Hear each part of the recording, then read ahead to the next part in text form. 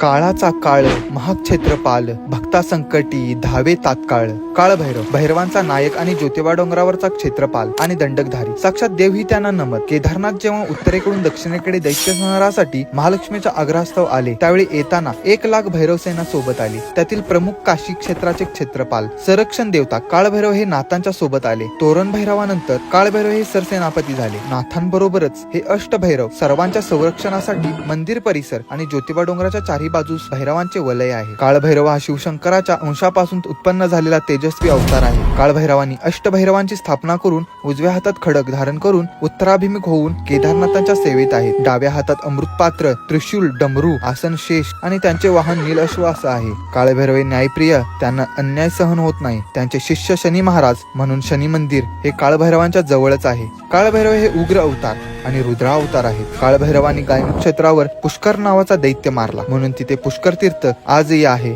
आणि तेथेच त्यांची मूर्तीही आहे. हे वाडी रत्नागिरीवर रक्षकरूपी भैरव असून या क्षेत्राचा अधिपती असल्याने नारळ वाढवण्याचा मान त्यांना आहे. त्यांना भाविक भक्त आपले सुखदुःख सांगतात आणि काही चांगल्या कार्यांची सुरुवात करताना काळभैरवांना कौल घेतला जातो. अगनाथ माझा काळभैरी अवतार शिवाचा.